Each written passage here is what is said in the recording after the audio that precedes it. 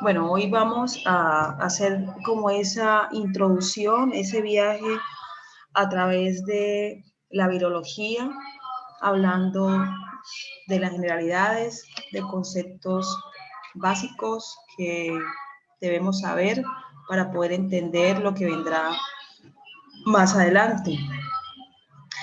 Cualquier participación será bueno, el aporte que ustedes puedan hacer en el día de hoy, que hayan podido leer y explorar un poco de este mundo que todavía sigue siendo un enigma para muchos, puesto que realmente no sabemos hasta dónde puede llegar un virus, la capacidad que él tenga para poder hacerlo o no.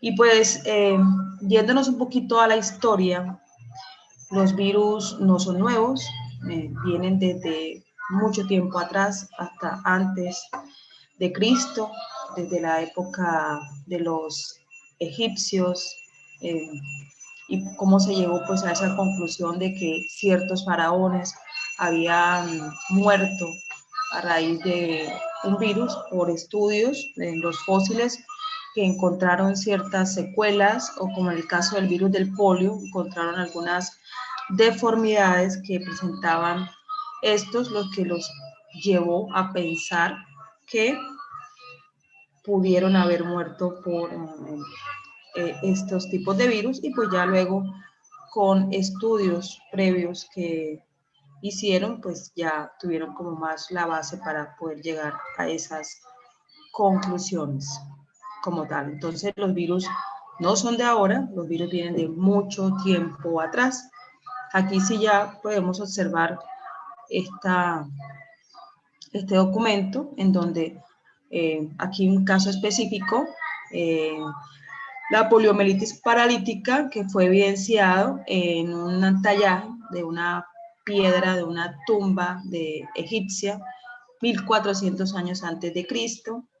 Acá, por acá abajo, se encontraron algunas secuelas, ¿no?, en las momias del faraón Ramsés asociados al virus de la viruela, y pues como veremos ha surgido así y muchas otras más enfermedades. Pero lo que sucedía en ese tiempo era que no se tenía claridad de qué era lo que estaba produciendo todas esas muertes, todas esas infecciones y esos contagios que en tiempo pasado se dieron, porque no se podían describir, no se podían observar como tal, porque son tan diminutos, son tan pequeños, que vienen en medidas de nanómetros, ¿ya?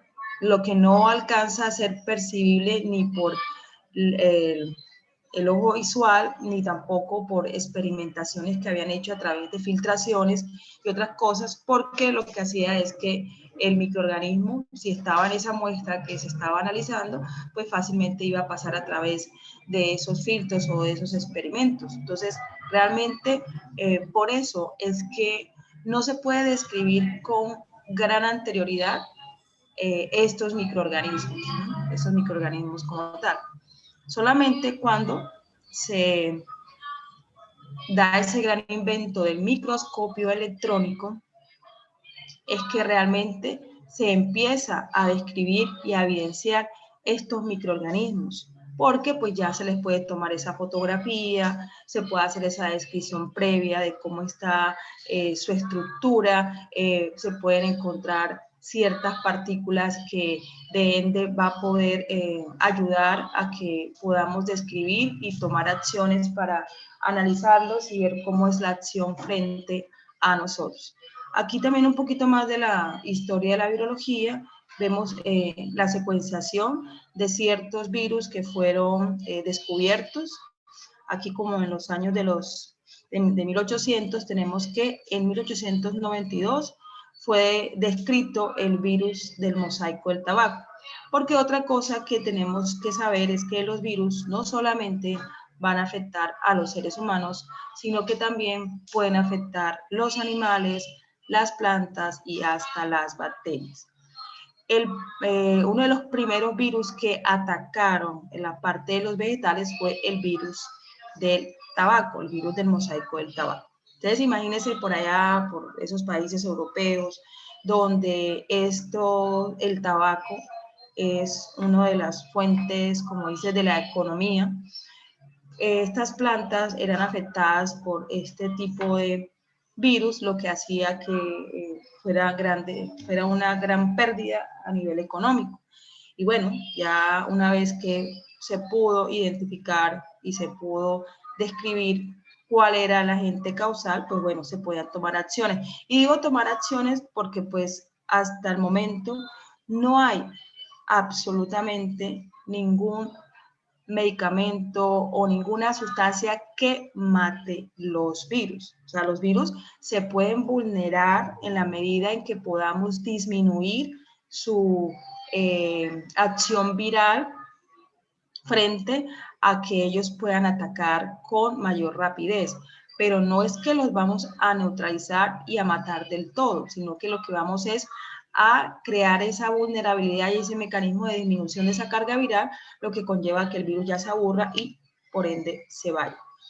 Y acá pues otros virus que fueron descritos, el que produce la fiebre aftosa en los animales, 1898, el virus de la fiebre amarilla en 1901, y encontraron que, bueno, con metodologías mediante la filtración no era muy efectivo la cosa, pero pues ya más adelante, a medida que se inventó el microscopio electrónico, fue mucho más fácil. Y siguió la secuenciación, acá el virus que afecta a las bacterias llamado bacteriófago, y siguió pues como la secuenciación de los virus que poco a poco se fueron describiendo durante la historia.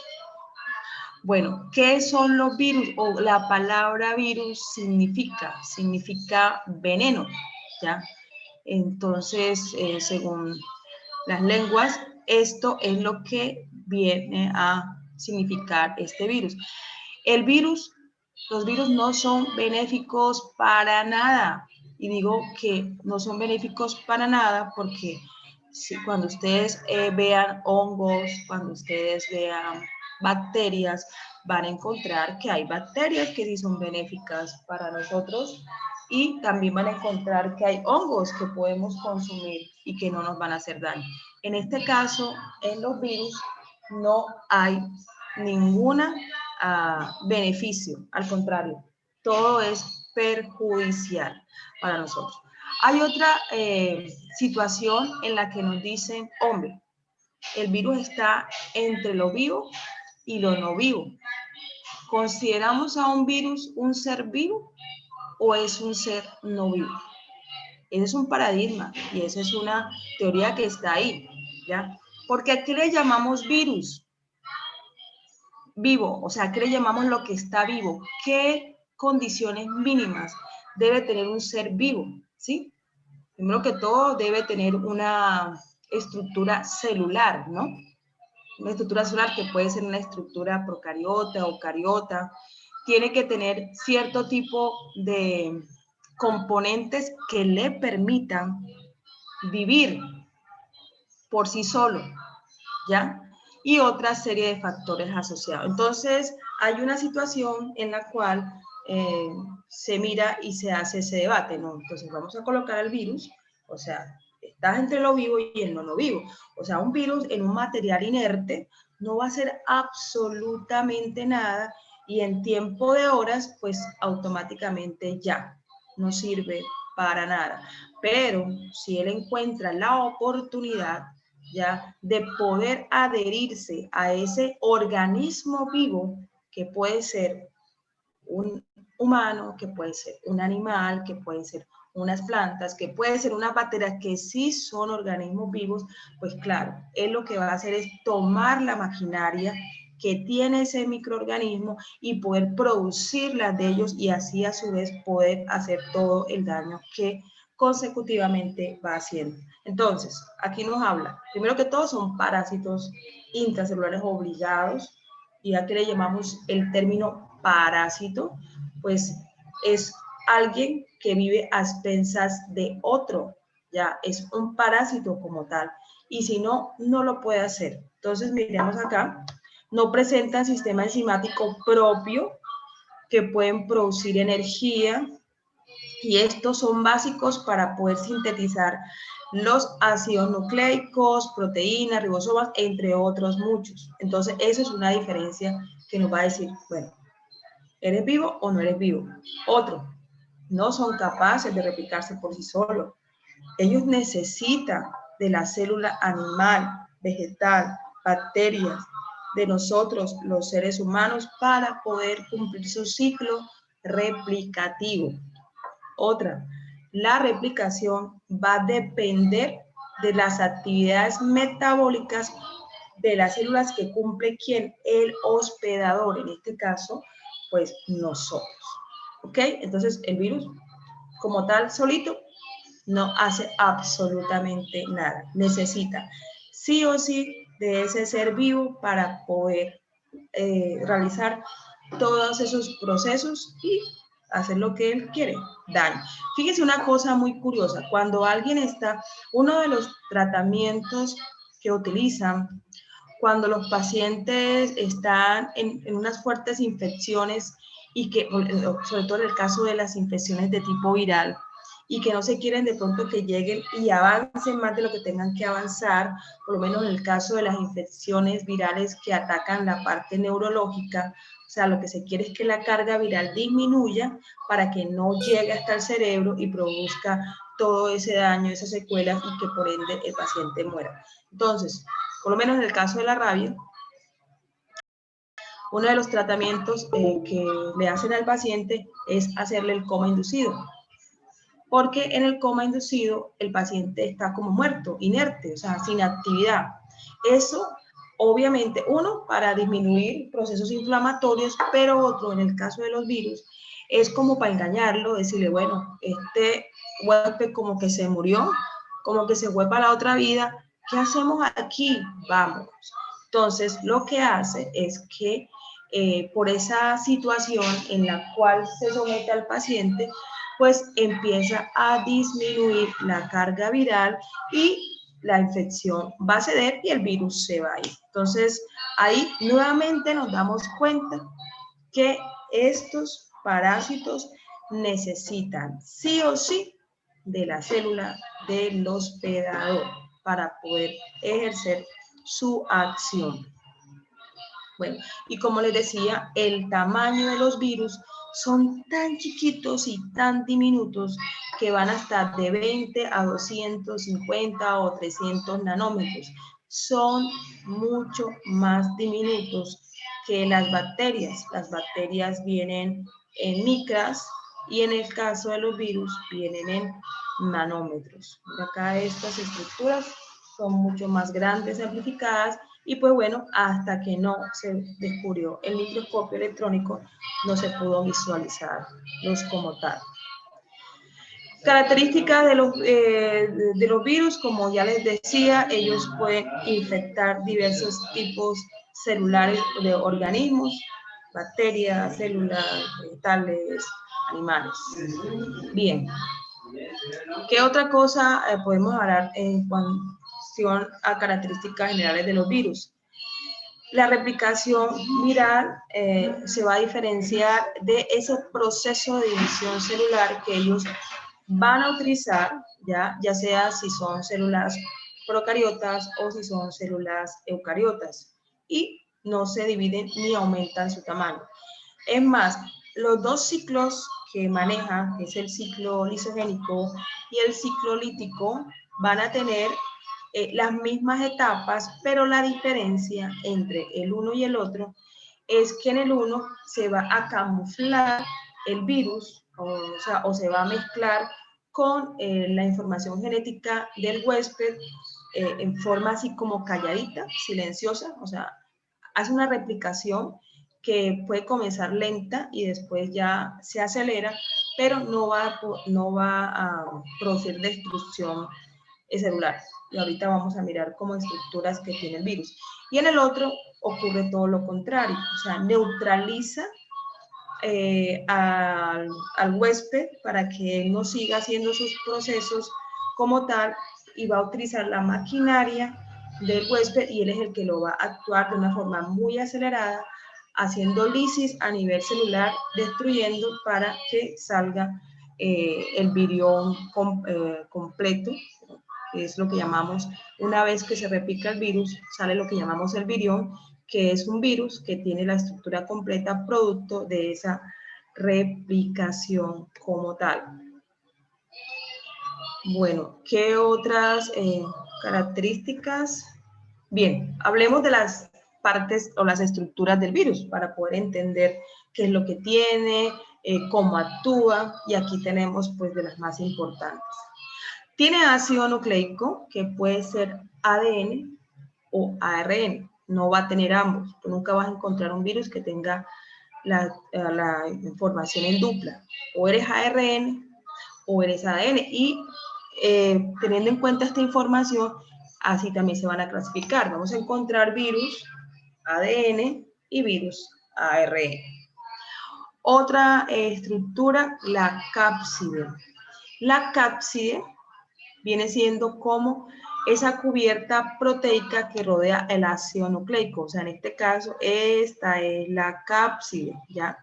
Y la cápside está constituida por unas estructuras que se llaman capsómeros.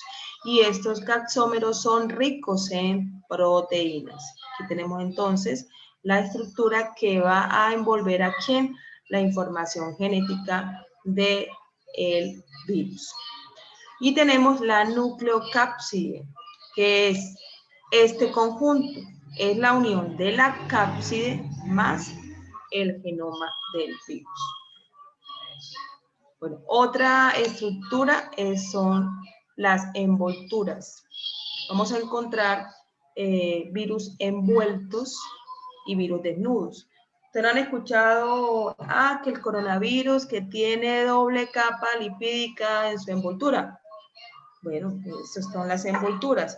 Estas envolturas, por lo general, son ricas en lipoproteínas, o sea, tanto lípidos como proteínas. Vamos a encontrar algunos virus que tienen no solamente una, sino en dupla, y esto va a permitir que, bueno, este virus esté como más protegido para vulnerar y poder contrarrestar lo que nosotros querramos hacer en contra de ellos. Pero si uno sabe cómo puede disminuir o disolver en este caso, ¿por qué les dicen que tienen que lavarse las manos con agua y jabón?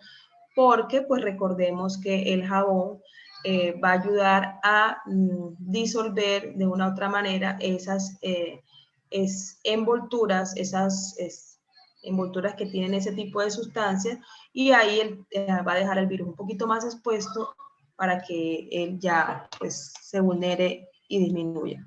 Entonces, las envolturas solo la presentan los virus que obviamente están envueltos. Entonces tenemos el genoma, tenemos la cápside, que está constituido por capsómeros, y el conjunto del genoma con la cápside se llama nucleocápside. Y este a su vez puede presentar esta cubierta, ¿ok? Y es lo que llamamos los famosos virus envueltos, que van a estar constituidos, como les decía, por lipoproteínas, y estas lipoproteínas, todas estas estructuras vienen a partir de ¿quiénes? Pues de la célula del hospedador.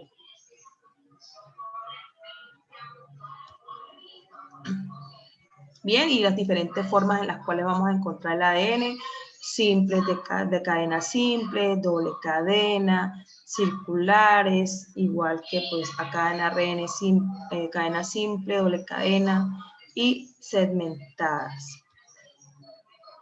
Bien, ¿cuál va a ser la función principal de la cápside? Pues bueno, como lo vimos anteriormente, si cubre al genoma del virus, en este caso el ácido nucleico, que contiene la información genética, pues lo va a proteger ¿de qué? Lo va a proteger de la desecación y de las enzimas tisulares.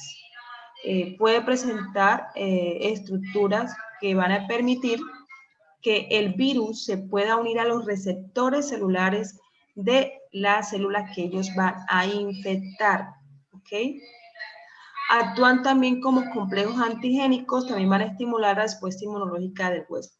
Entonces tenemos cápsides, tenemos virus helicoidales que tienen forma así de espiral, tenemos virus icosaéricos que tienen forma como de rombo, y tenemos virus complejos que son los famosos bacteriófagos que infectan a las bacterias, que tienen cabeza, cuerpo, cola, pues ahí conoce como una cucaracha, este dibujo. Bien. La envoltura. Bueno, la envoltura va a tener propiedades de las proteínas de superficie. ¿Cuál es la función o qué es lo que va a hacer la envoltura? Ellos se van a encargar de constituir ese mecanismo de protección del genoma contra la acción de las nucleasas bacterianas y tisulares. Acuérdense que nosotros, pues, como de forma natural, tenemos en diferentes partes de nuestro cuerpo bacterias de nuestra flora normal y estas constituyen parte de nuestra inmunidad. Por eso, el exceso, el que tú te estés desinfectando todo el tiempo, que te aplique, bueno, te lavaste con jabón y agua, luego te echaste el alcohol, luego te echaste el gel antibacterial. Hombre, lo que estamos haciendo es matando nuestras bacterias, nuestros microorganismos que están ahí para protegernos.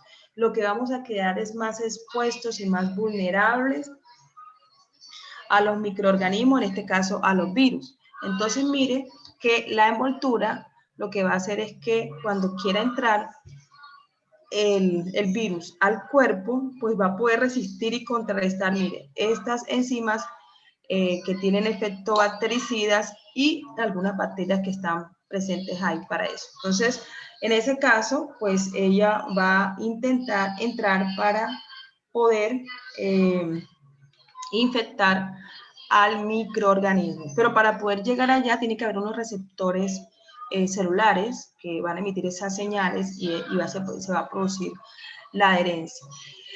Para que un virus entre más contenido proteico tenga, va a ser mucho más virulento. O sea, en un virus prácticamente es un 70, 50, 60% proteínas. Y entre más tenga, mucho virulento va a ser, porque las proteínas son las que le van a ayudar a acceder a entrar en el virus. Entonces, cuando hablemos de los virus, yo les voy a estar nombrando que tienen estas glucoproteínas de importancia, que las proteínas que tiene este virus van a ayudar a la adherencia, a la penetración, a la replicación, que tiene tanto porcentaje. ¿Por qué? Porque es que las proteínas son las que van a ayudar a todo este proceso.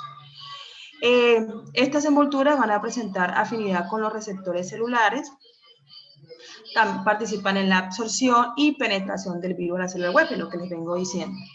También van a tener afinidad frente a determinados tropismos del virus por determinados tejidos. Bueno, definición de tropismo.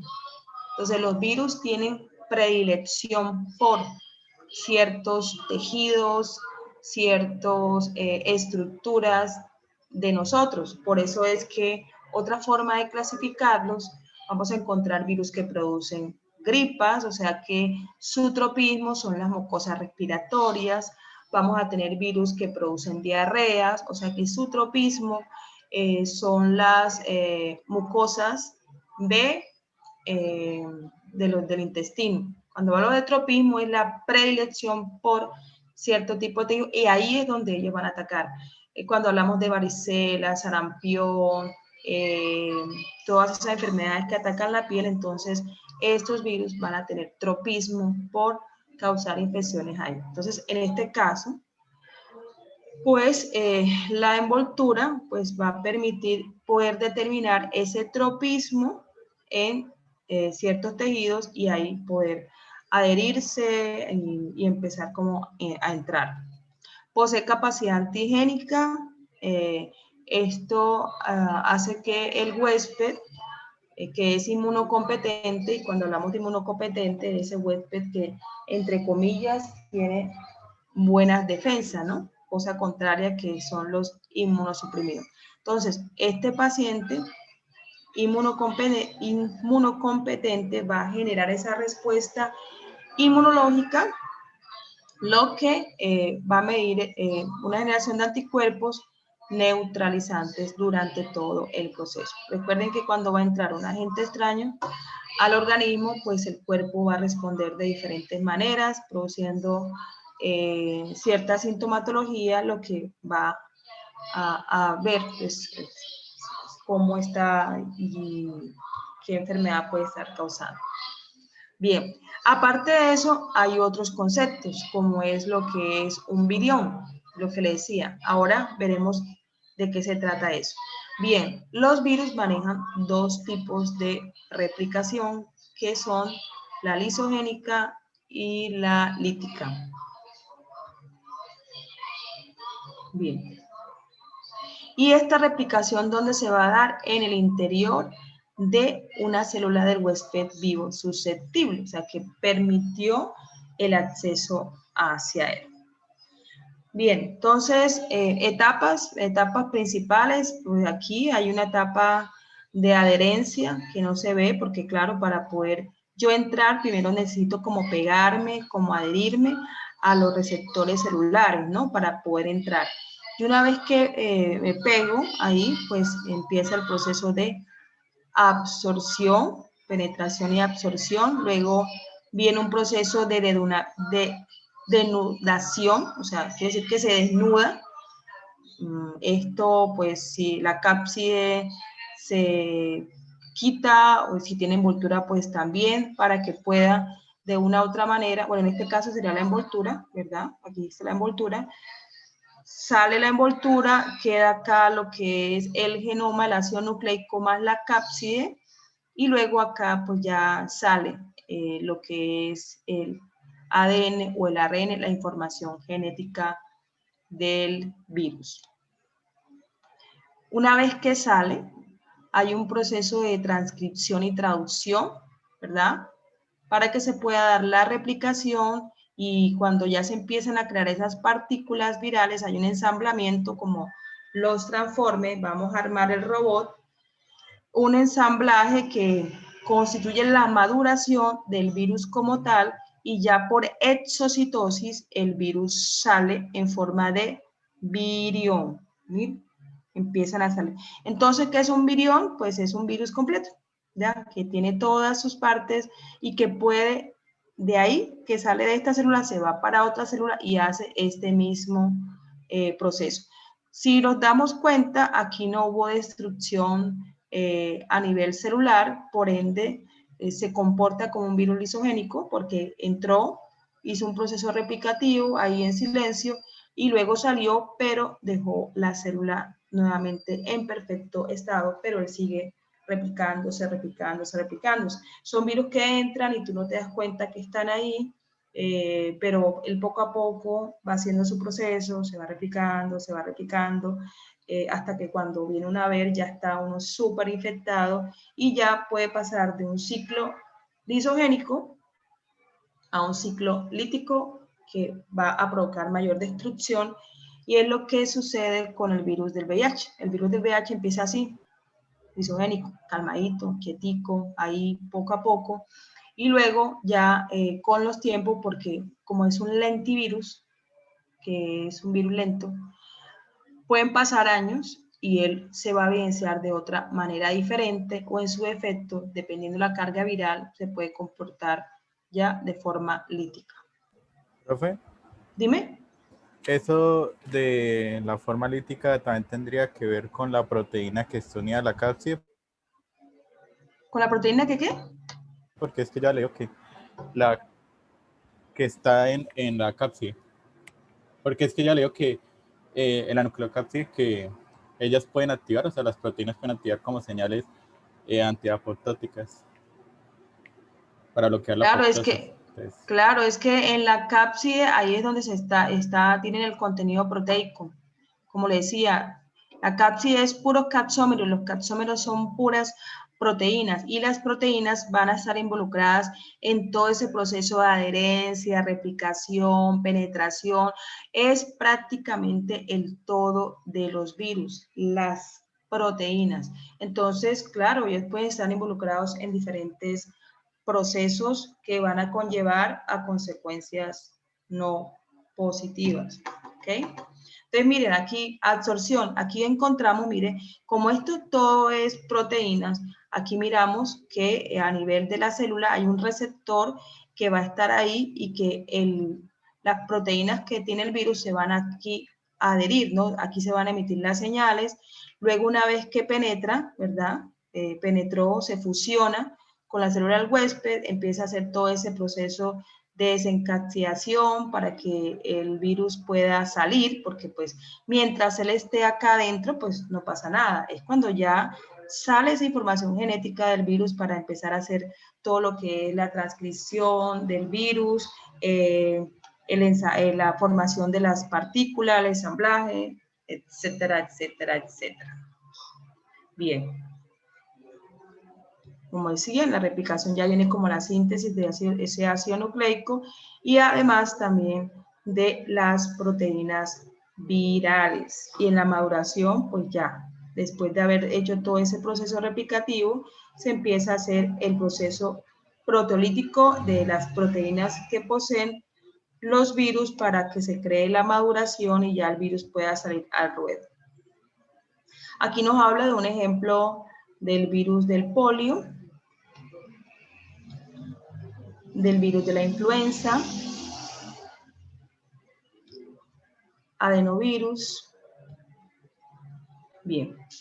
Ahora, como ya les había hablado, dependiendo del tropismo, o sea, o la predilección, pues los virus se van a clasificar también de esa manera. Hay muchas formas de que los virus se clasifican.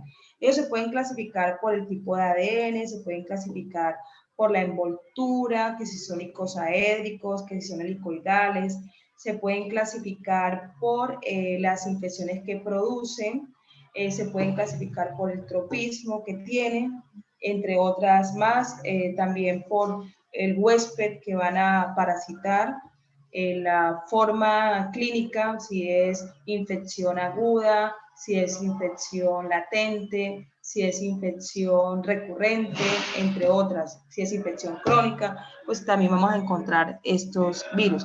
Y otra forma de clasificarlo es la forma como van a entrar, ¿no? Porque entonces vamos a encontrar virus que en este caso tenemos virus respiratorios que van a entrar por la parte respiratoria y ahí es donde empieza su proceso de replicación. Virus entéricos y virus neurotrópicos, también tenemos viscerotrópicos que atacan las vísceras. Y bueno, los virus, en su forma taxonómica, en cómo fueron clasificados, encontramos que ellos se clasifican en orden, familia, subfamilia, género y especie. Entonces, ¿qué quiere decir esto? Que los integrantes de una familia, nosotros podemos encontrar diferentes tipos de virus que pertenecen a una misma familia, van a tener las mismas características en cuanto a su estructura viral.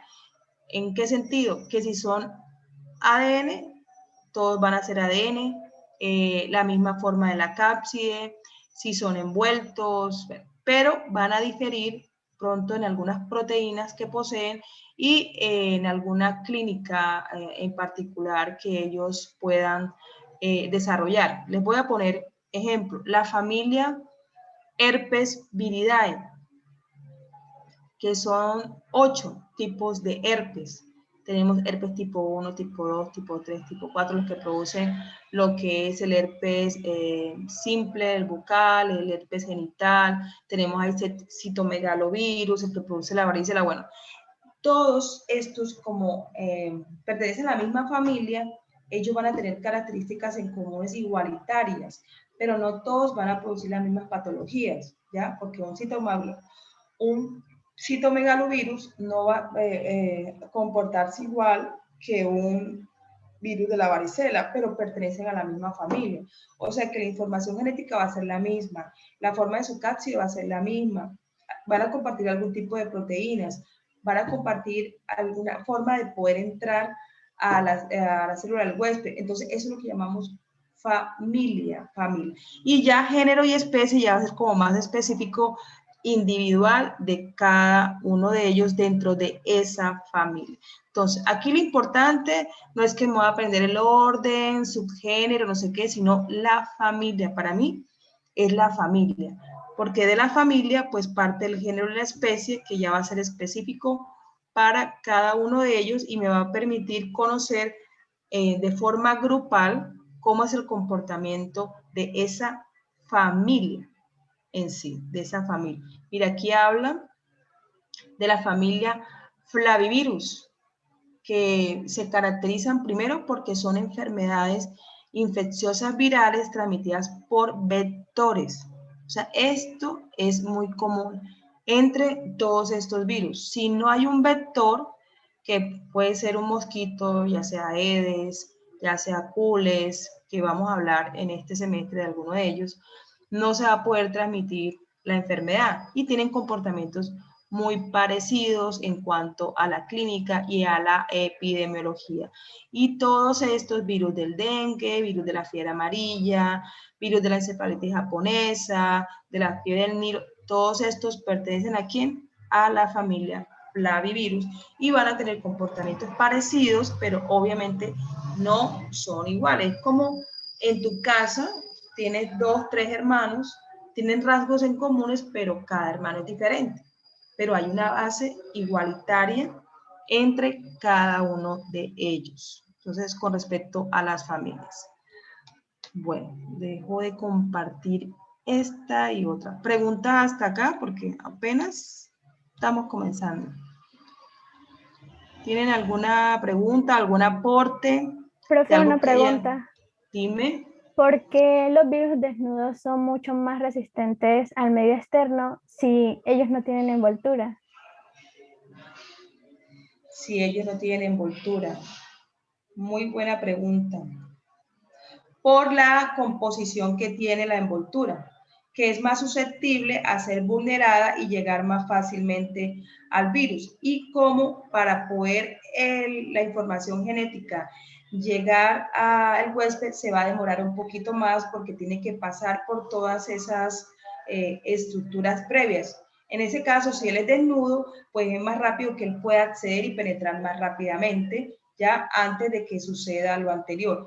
En el caso de los desinfectantes o las sustancias antisépticas, la vulnerabilidad, en este caso en los virus envueltos, es más fácil y es más lábil porque casi todas las envolturas están formadas y constituidas por lípidos. Y los lípidos son fáciles de ser lábilos por sustancias alcohólicas, ¿verdad? Y por sustancias jabonosas, que es lo que sucede con el COVID, que es un virus envuelto. Y fíjate que es un virus que ha producido mucho daño, pero porque él está cubierto de una doble capa lipídica, si yo hago esas acciones, como le acaba de decir, el buen lavado de las manos, pero tengo que escogerlo, o me lavo las manos, o me echo alcohol, o me echo antiséptico, porque sí, puedo vulnerar el virus, pero también puedo estar matando otros microorganismos de mi defensa que me van a dejar expensos a otros muchos más. ¿Sí? Entonces es por eso, por la estructura por las sustancias que componen la envoltura. Gracias, profe.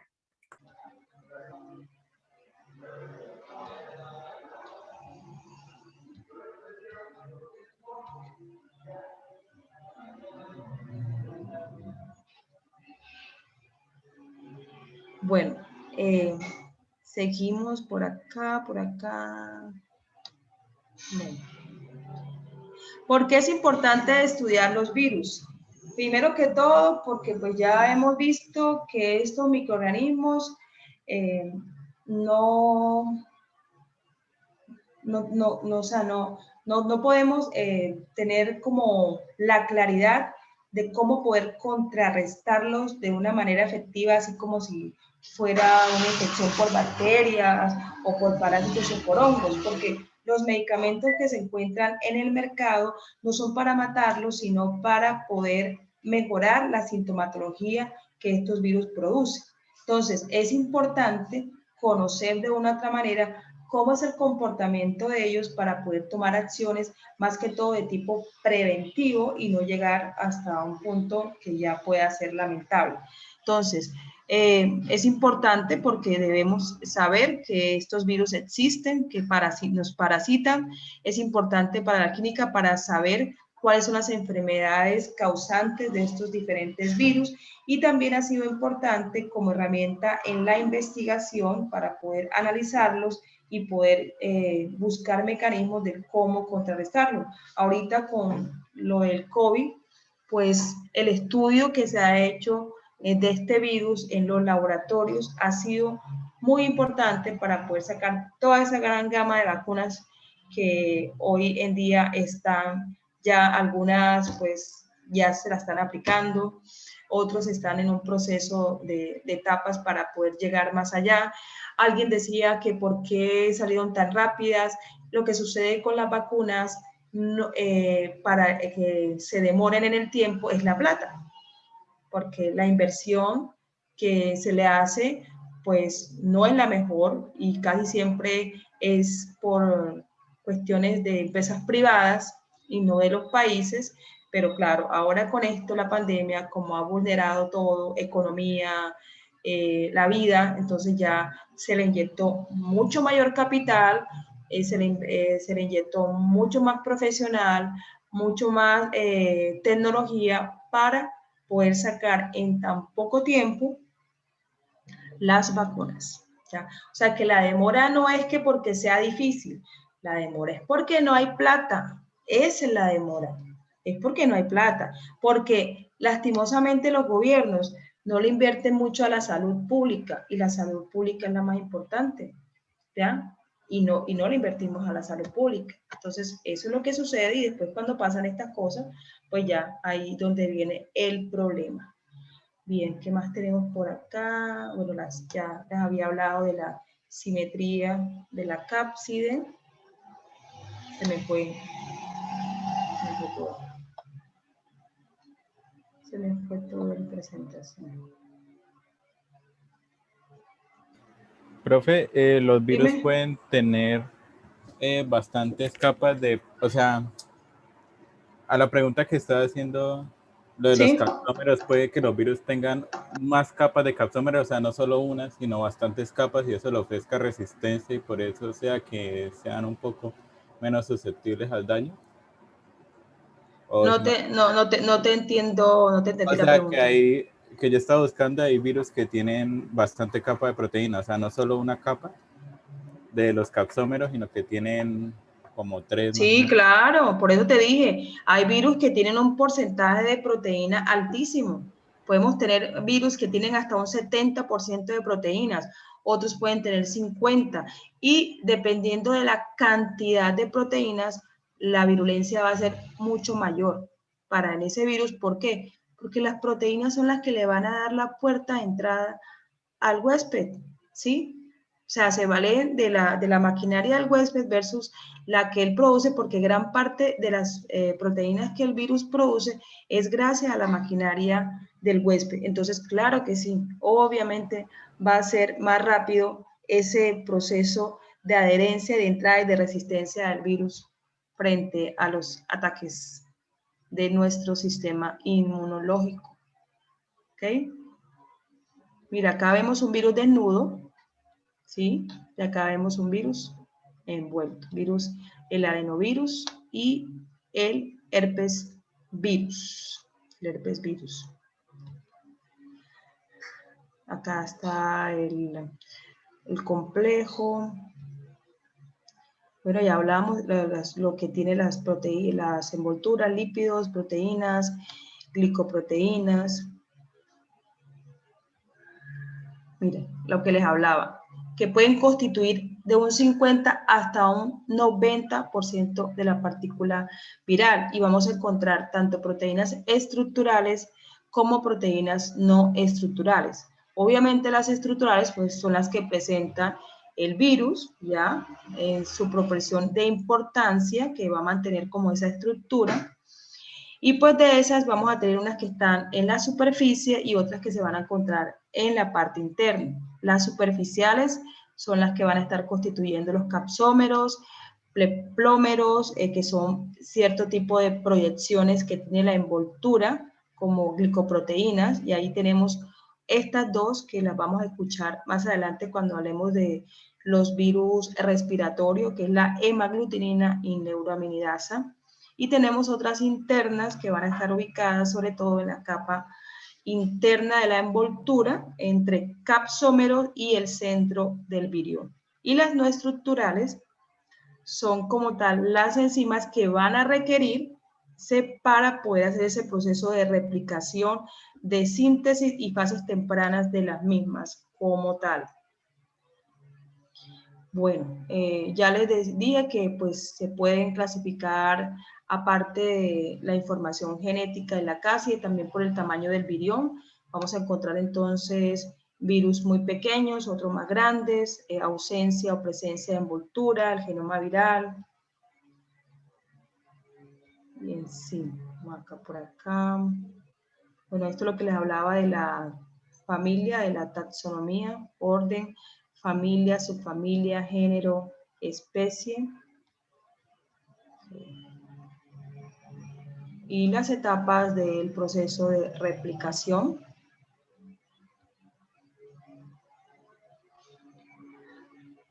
Bueno, a nivel de patogenia, bueno, ahora miremos qué tienen en cuenta cuando nosotros estamos frente a las infecciones de tipo viral, ¿no? Vamos a encontrar que a nivel de los virus se empieza, hay un inóculo inicial, obviamente, hay una puerta de entrada y esas puertas de entradas son muchas. Tenemos puerta de entrada por la vía respiratoria, tenemos puerta de entrada por la boca, tenemos puerta de entrada a través de la piel, a través de las mucosas, por la vía sanguínea. También tenemos puertas de entrada de forma directa o indirecta, indirecta a través de los famosos fómites. Y si no entendemos el concepto de fómites, es todo aquel objeto inerte en el cual ahí puede ir el virus.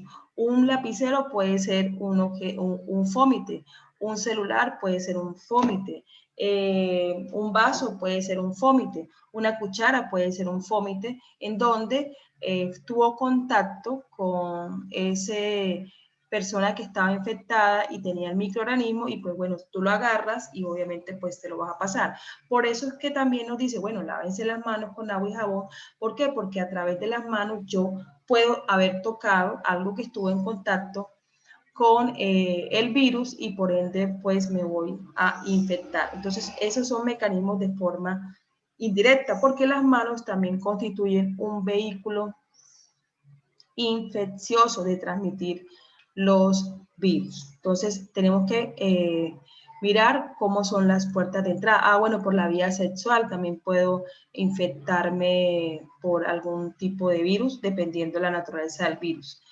Hay que mirar la estructura genética, la antigenicidad del virus. Hay virus que son más virulentos que otros. También la modulación de la respuesta del huésped. En relación al huésped, vamos a mirar la carga genética, esos factores de resistencia que uno va a tener frente a la inoculación de ese virus. Es muy importante también la edad, porque a medida que vamos creciendo, pues nos vamos volviendo también más vulnerables. Y cuando estamos pequeños, pues también somos vulnerables. Entonces, eso genera que los virus tienen sus poblaciones predilectas, sobre todo quienes los niños, ¿no? La mayoría de los virus a quienes atacan, pues a los niños, porque los niños, su mecanismo de defensa está en un proceso de fortalecimiento. Y pues también vamos a encontrar a personas adultas mayores que tengan un estado de inmunosupresión inadecuado por sus comorbilidades, ya sea que sean hipertensos, diabéticos, bueno, entre otros. El sexo, vamos a encontrar cierto tipo de virus que van a tener más predilección por mujeres, otros por hombre, también la condición de una mujer embarazada, qué cuidados debe tener, y el estado de salud como tal de las personas cuando se encuentran frente a los mismos. Bien, bueno, aquí ya nos está hablando de tropismo, célula susceptible, permisiva, que va a dar esa interacción entre el virus y el huésped. Y aquí tenemos virus que afectan a una especie, humanos como el sarampión. Encontramos virus que solamente van a atacar al humano. Vamos a encontrar virus que no solamente van a producir enfermedades en los humanos, sino que también en los animales. En este caso, acá tenemos virus que producen zoonosis, ¿ya? A partir de un animal infectado, en el caso del perro, pues se infecta al humano y eso ya se convierte en una zoonosis. Virus que afectan un tejido, como en este caso, hepatótrofos, todo lo que es la parte hepática, hígado, neurotropos, todo lo que afecta la parte neuronal, virus que afectan muchos tejidos, como pantótropos, como el sarampión, entre otros. ¿Alguien va a decir algo? No. ¿Cómo vamos? ¿Bien? Sí, señora. Bien. Y en cuanto a la patogenia de las infecciones virales, vamos a ver diferentes estadios. Vamos a encontrar una infección inicial del huésped, en donde el virus se absorbe a esa célula susceptible, luego penetra el tejido y entra como tal. Una vez que entra, pues se empieza a diseminar. Entonces, esa diseminación del virus produce la infección, hay una multiplicación y ya se empieza a localizar a través del cuerpo, ya sea en una zona o se vuelva de tipo multisistémico. Y después, pues vamos a encontrar que va a haber una eliminación del virus al exterior. Entonces ya se vuelve contagioso, dependiendo cómo se va a transmitir el virus, si se transmite por la vía respiratoria, si se transmite por la vía sexual, entre otros. Eso ya va a depender del comportamiento del virus, pero pues por lo general todos los virus son infecciosos. Entonces, son infecciosos. Aquí tenemos órganos, tenemos virus y tenemos mecanismos. En este caso, la piel es como la primera barrera por la cual se puede llegar más rápido a infectar por el virus de la rabia a través de una mordedura de perros o de otros animales, y hay otros mecanismos, no solamente usted se puede contagiar de rabia por mordedura, sino por otros mecanismos, y eso lo veremos cuando hablemos del virus de la rabia. Tenemos fiebre amarilla, que pues aquí no va a haber un órgano como tal, pero pues se va a dar por la picadura de artrópodos. En este caso, su vector o su agente infeccioso es el Aedes aegypti. Y tenemos estos que producen las hepatitis, diferentes tipos de hepatitis, y los mecanismos de contagio ya se podrán dar ya sea por vía sanguínea, ya sea por infección fecal oral, en el caso de la hepatitis B y E, que se secreta por las heces, y eso pues también lo veremos durante este semestre. El virus del papiloma, que es una enfermedad de transmisión sexual, en donde vamos a mirar que algunos cepas o tipos de este virus producen cáncer y otros van a producir solamente verrugas de tipo benigno a nivel de la piel en diferentes zonas de nuestro cuerpo. Virus que atacan el tracto respiratorio, y ahí vamos a tener todos los que producen las gripas, lo que es coronavirus, lo que es influenza, adenovirus, parainfluenza, sincitial respiratorio, bueno, el sarampión, que aunque no es un virus que produce gripas como tal, también se encuentra dentro del tracto de los virus del tracto respiratorio, porque por ahí es donde uno inicialmente se contagia y se empiezan a multiplicar. Virus que atacan la orofaringe, tractos entéricos, virus que atacan tracto genitourinario, virus que atacan la conjuntiva. Entonces, como ustedes se pueden dar cuenta, hay muchas zonas por las cuales los virus van a entrar y vamos a encontrar que se terminan diseminando algunos y vuelven unas enfermedades multisistémicas atacando todos los frentes. Mire, todo esto. Un dengue se puede convertir en una enfermedad multisistémica. Vemos el COVID, que también se ha vuelto una enfermedad multisistémica. Inicialmente hay complicaciones respiratorias, pero nos hemos dado cuenta que no solamente atacan la vía respiratoria. Es más, hay pacientes que no tuvieron sintomatología respiratoria, sino que empezaron con de caídas de leucocitos, anemias, dolores de cabeza, dolores en las articulaciones, se generaron trombos, bueno, en fin, los virus son capaces de llegar hasta donde menos uno lo sospecha. Entonces, transmisión de virus al exterior del organismo, entonces va a haber una liberación viral de la célula, va a salir del huésped, se va a transportar a través del medio ambiente de una forma viable y va a entrar de una forma apropiada a otro huésped que sea susceptible. ¿Cuál va a ser ese huésped susceptible? Pues ese huésped susceptible es el que le va a crear todas las condiciones al virus para que el virus pueda acceder dentro de él. Y una cosa que juega un papel muy importante es la inmunidad que tú tengas fortalecida. Por eso no todos se van a enfermar, no todos se van a contagiar. Yo puedo estar al lado de una persona que tiene gripa, ¿ya? Y puede que me contagie o puede que no me contagie.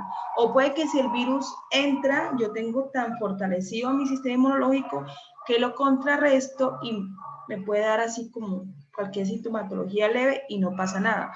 O puede que yo ya tenga anticuerpos frente a ese serotipo de ese virus gripal, porque hay muchos virus, muchos serotipos de un mismo virus que atacan al huésped, pero ya tú vas generando cierta inmunidad. Entonces, la susceptibilidad va de la mano ¿con qué? Con ese mecanismo de defensa que tú tengas frente al virus. Si tienes anticuerpos para defenderte, pues no eres susceptible. Si tienes un mecanismo inmunológico fortalecido, lo puedes contrarrestar. Pero si estás inmunosuprimido, estás, como dicen por ahí, vuelto nada, cualquier cosa que llegue te va a afectar, te va a infectar. Entonces, eso es lo que llamamos huéspedes susceptibles. ¿Cuáles son los factores que van a intervenir? La cantidad del virus. Si entra mucha cantidad, obviamente va a ser muy complejo. Si entra poca cantidad, pues la cosa no se vuelve tan grave y puedes tener el tiempo para poder reconocerlo y actuar sobre él. La estabilidad viral en el medio ambiente. Si es un virus que es muy fácil, que es muy lábil, que se destruya en el medio ambiente, que dure muy poquitas horas, pues no hay ningún problema. Pero si es un virus que puede resistir en una superficie, póngale una mesa, póngale una silla que puede durar, ¿qué? 10, 12, 18, hasta 24, pues ahí más preocupante porque pues va a tener la más oportunidad de poder pescar alguna persona que llegue a ese sitio y poder entrar. Claro, si la persona es susceptible, obviamente. La presencia de vectores, pues como sabemos, hay enfermedades que sí o sí necesitan de un vector para transmitirlo. Nosotros, acá, norte de Santander, es una zona endémica del dengue. ¿Por qué? Porque tenemos el vector que transmite la enfermedad. Bien, entonces tenemos que cuidarnos porque podemos estar propensos no solamente de dengue, sino Zika, chikungunya, porque es el mismo vector para estas 3 enfermedades. La disponibilidad del huésped susceptible, obvio, si no hay un huésped susceptible, pues el virus demanda. Ahí sí, no tuvo la oportunidad. La constitución genética del virus y el huésped, como ya hablábamos, dependiendo cómo está constituido genéticamente, cómo es la forma de su virus, que le va a permitir ser más resistente o va a permitir que pueda ser mucho más rápido. Fuentes de transmisión o por qué partes puedo secretar yo virus. Secreciones respiratorias, saliva, las heces, orina, secreciones genitales, leche, sangre o piel.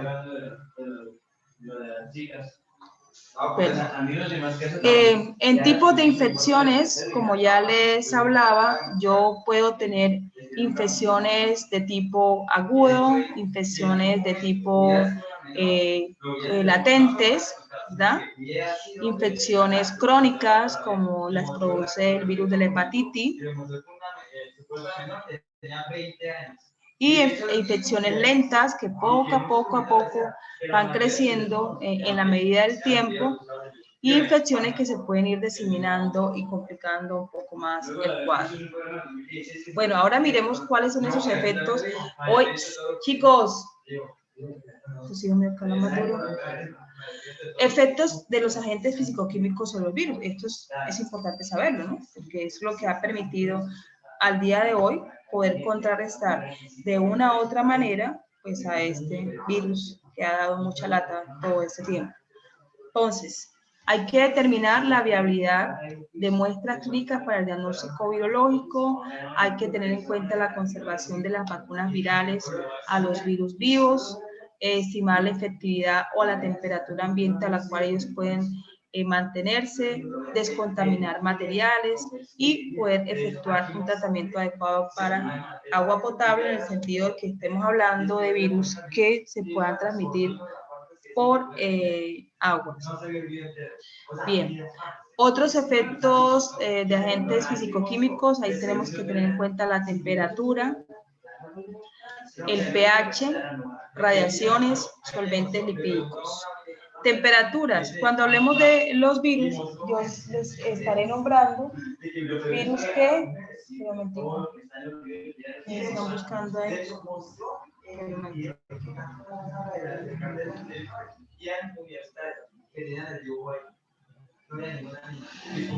Acá. La temperatura. La temperatura hay que saberla. Si estos virus soportan fríos, si estos virus soportan calor, porque yo puedo de una u otra manera vulnerarlos, ¿ya? Si son virus que soportan calor, pues yo le voy a dar todo lo contrario, o sea, en climas fríos, nada. No van a poder ser viables y o viceversa lo contrario. El pH también es importante para poder neutralizar a los virus.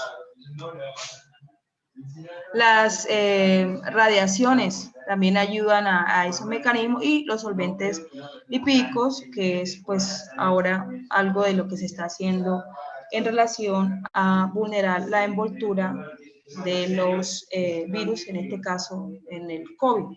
¿Por qué? Porque estas envolturas son susceptibles a estos agentes que están acá, químicos. Bien, ahora, hemos hablado desde la historia, hemos hablado de estructuras que tienen virus, hemos hablado del ciclo de replicación, de cómo es el comportamiento que pueden tener dependiendo a la zona donde se pueden concentrar. Ahora, pues, la pregunta del millón, bueno, ¿y yo cómo sé que esa persona tiene una infección viral? Y segundo, pues, ¿cuál es el virus que lo está atacando?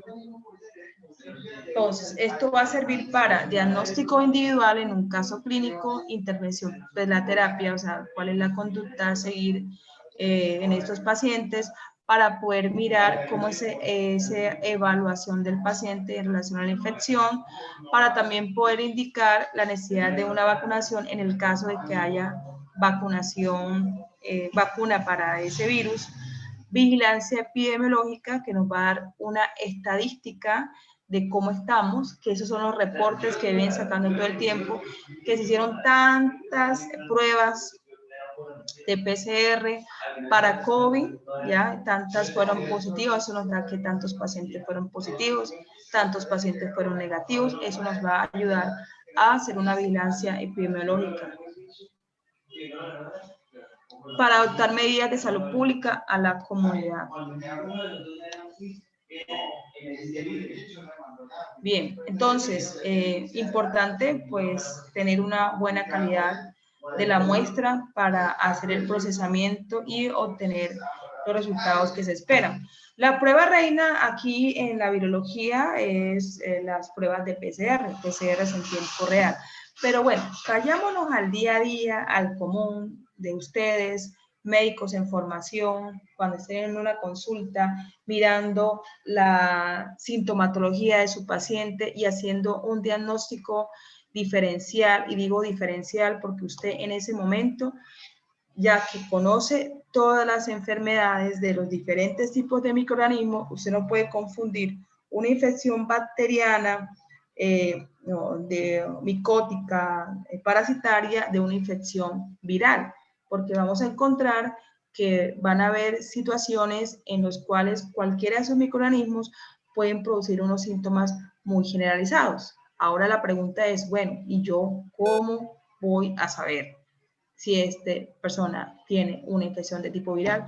Tengo que mirar sus nexos epidemiológicos, tengo que mirar de dónde procede, tengo que mirar si durante esa semana en mis consultas han llegado varios así, porque recuerden que los virus se contagian fácilmente. Tengo que hacerle un cuadro hemático, porque el cuadro hemático, así como hablábamos en el laboratorio, un cuadro hemático fácilmente me puede decir si mi paciente está cursando un proceso viral o bacteriano. Entonces, yo le mando un cuadro hemático a mi paciente inicialmente a ver cómo está el proceso, cómo están sus blancos, cómo están sus células defensivas, y ahí sí me da un estimado de que, oh, sí, este paciente tiene una enfermedad de tipo viral. Y como ya lo más probable es que siempre que llega alguien con esa sintomatología, ya hay otros que han llegado con la misma. Entonces, se empieza a crear un patrón de conducta igualitario en el cual empieza a decirle al paciente, bueno, si tiene fiebre, pues le vamos a dar para la fiebre, si tiene dolor, pues le vamos a dar para dolor, porque lastimosamente acá en la virología lo único que podemos hacer es tratar la sintomatología del paciente y hacerle las recomendaciones de cómo debe actuar en su casa, y si se complica, pues llevarlo.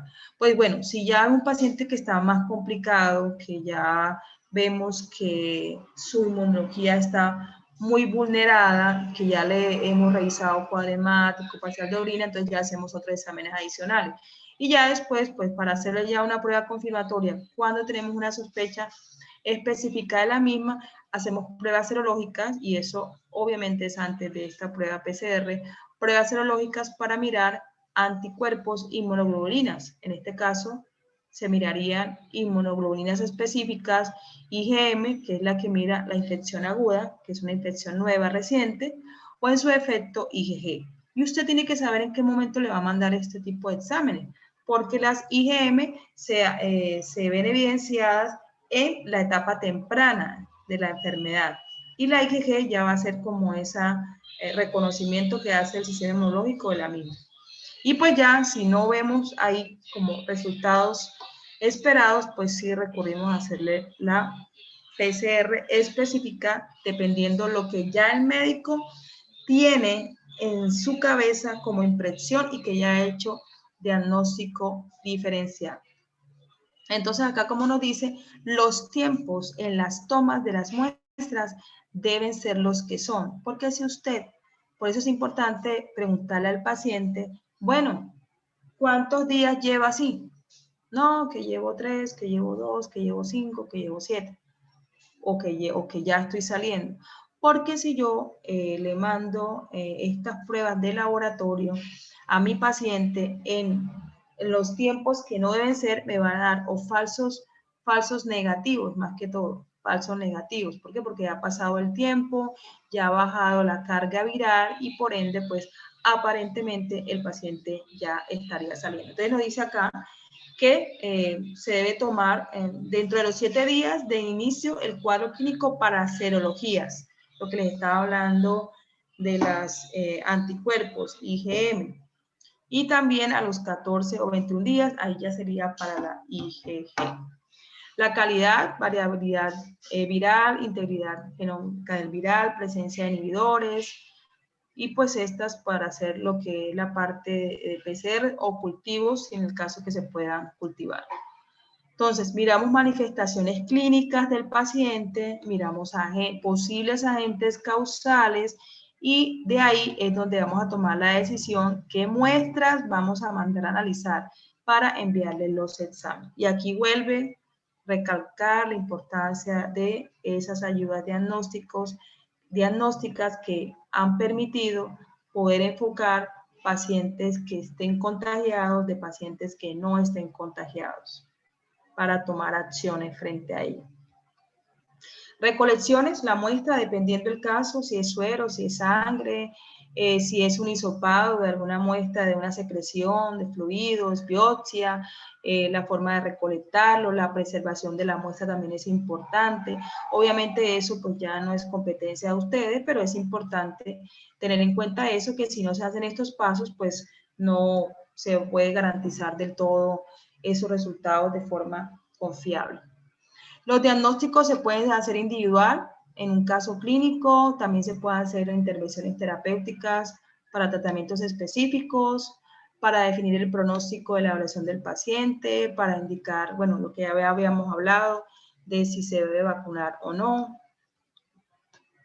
Creo que ya esa como que bien, bueno. Entonces, método diagnóstico, detecta presencia de virus en muestras clínicas, aislamiento viral, microscopía electrónica, inmunofluorescencias directas e indirectas, PCRs, todos estos son métodos diagnósticos. Bueno, hay otro término que son los efectos citopáticos. Cuando hablemos de alguno de ellos, yo les hablarán a algunos que le digan, no, tienen efectos citopáticos. ¿Qué son los efectos citopáticos? Es el cambio morfológico producido en las células infectadas que pueden visualizarse de forma microscópica. Un ejemplo, el citomegalovirus, que hace un agrandamiento de tipo celular, eso es un efecto citopático. Otro, el que se da en el virus de la rabia, que forma los famosos corpúsculos de Negri en las células neurológicas. Entonces, eso también es un efecto citopático y pues los virus lo hacen. ¿Ya? Fibroblastos normales, fibroblastos infectados, eso es lo que hablamos de las anormalidades que tengan los virus. Bueno, esto ya con respecto a pruebas de laboratorio. Ok. Puro laboratorio. Bien. ¿Cómo la vieron?